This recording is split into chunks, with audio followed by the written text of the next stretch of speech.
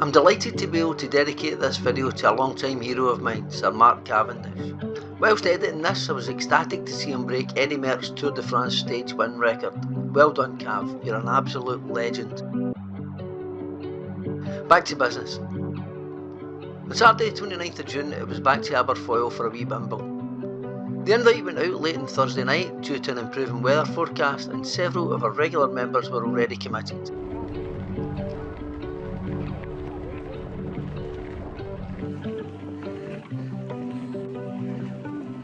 The five of us set off into the forest just after 10 AM, and it was nice to welcome along Brendan for his first gravel ride with us. Brendan's a scientist, and overhearing some of the conversations, they were undoubtedly significantly more highbrow than my usual witterns.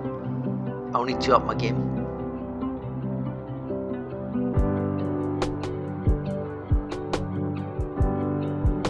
As you can see, the weather was a little overcast, thankfully dry, but certainly a little chilly for June. This was one hell of a big digger for such a wee guy.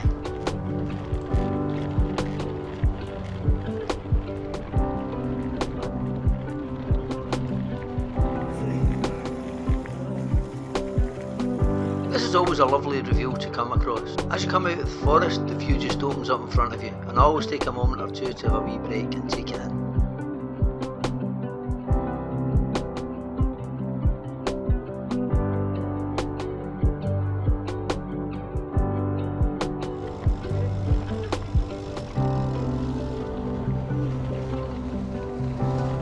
Our route for the day was a westerly loop out of Aberfoyle with a spur round the very picturesque Loch Chon. This was the start of the most difficult climb of the day. Initially this is quite steep, loose and winding. The gradient then abates a little and flattens more towards the end.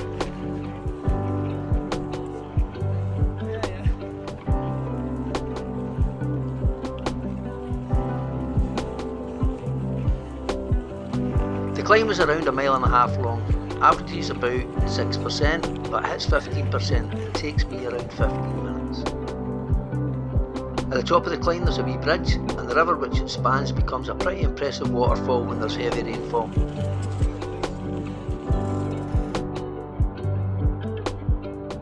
The tree line here traces the descent, which is fast with great views, although you don't really get time to appreciate them much as it's quite a chunky surface. There was a nice line down the middle on the crown though, and the diagonal drainage channels appear to have filled in since we were last here.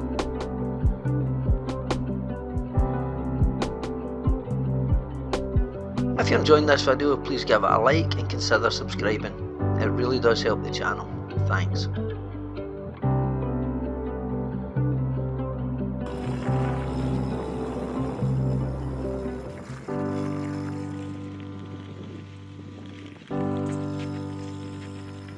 If you'd like to follow any of these routes, the GPX files can be downloaded by either following me on Strava at Douglas Gilligan RACC or on Commute at Specialised Doug.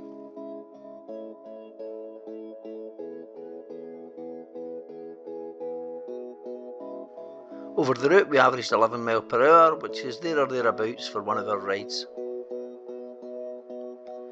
Mike Adair is leading us on the ride around the Creef area this week, so if anyone else fancies being a gravel tour guide for the day, we'd be delighted to hear from you.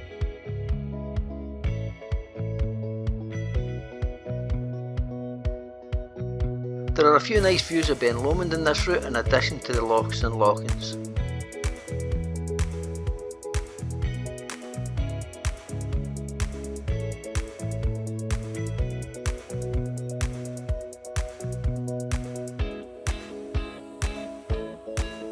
After the initial descent from the top of the climb, you continue to lose height on the way over to Loch Chon. There's then a little kicker before a nice fast descent down to the loch side.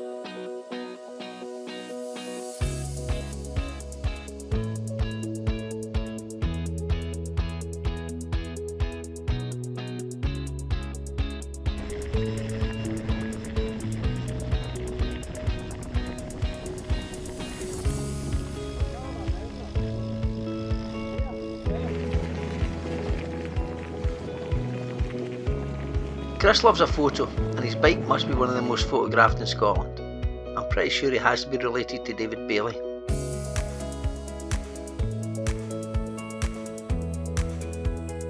This area had been churned up last year during logging and pipe fitting operations, and I think they've left it as it is to promote biodiversity.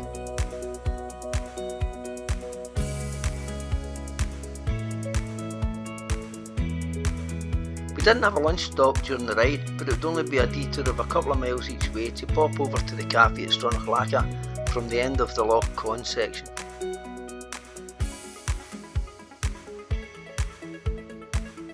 Loch Chon is really pretty, and the gravel rolls along its westerly side for almost 3 miles before climbing up to its junction with the B829.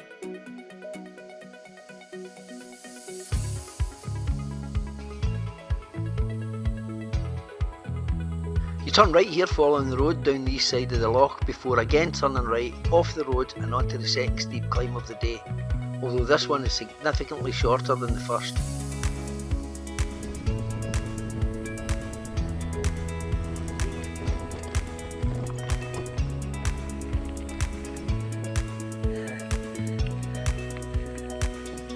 At this point we lost Chris for a wee while. I wasn't unduly concerned though, as I knew that he knew the route, and hoped that we would meet up again en route back to Aberfoyle. As we were talking to a lovely couple from Weymouth, Terry was dealing with a little bit of a mechanical, sussing out what was happening with his front through axle and his brake cylinder. You go to Portland, don't mention the rabbits. Right, okay. Don't mention the word rabbit on Portland. Okay. That's Have you found what the problem is? Aye. Oh, Right. Jesus. Now see, when that's me tightened it, but I figured this out the last time we were out, and I had undone it. Wow, has this not been sitting like that all the time? Right, and it spins. With Terry having freed the wheel up with a temporary repair, we set off again above Loch Chon and I got the drone up. The sun had decided to poke its head out for brief spells at this point, which is most welcome, as it's certainly been bloody chilly for what's supposed to be summertime.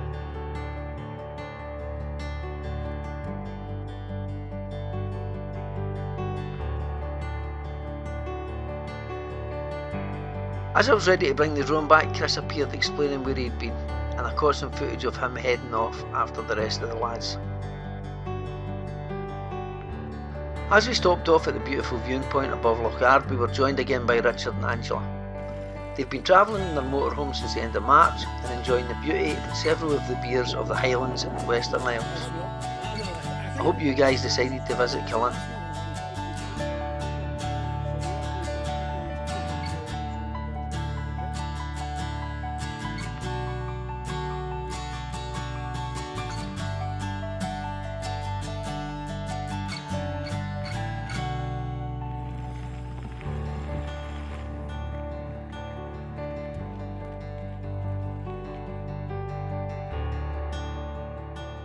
We then had a wee close call as we approached one of the road barriers. I had seen the gate and passed Terry on the right, but Neil passed Terry on his left just before it, and I don't think he had seen it and had to hit the brakes. On review, I'm not quite sure that Neil's actions deserve a yellow card, but I think the ref would certainly have had a word with him. Neil quickly offered an apology, but if Terry was the ref, a yellow card would definitely have been issued.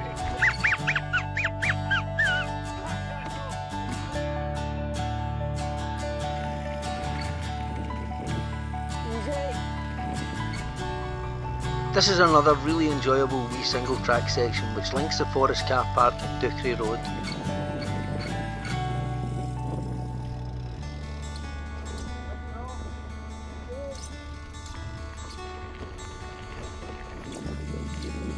If you take your first left after this section, it runs you down this lovely wee path and alongside a pretty little loching which finishes off the route beautifully.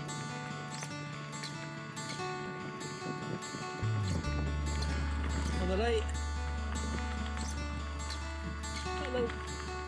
Hope you've enjoyed this video and thanks very much for watching. It really is most appreciated. I would say that was quite an accomplished debut.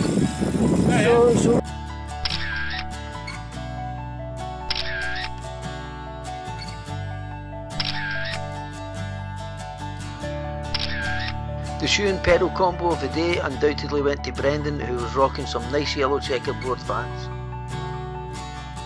Parking award of the day wouldn't go to this guy though. Terry then treated me to a coffee and some lunch at Lizzie McGregor's. Thanks T.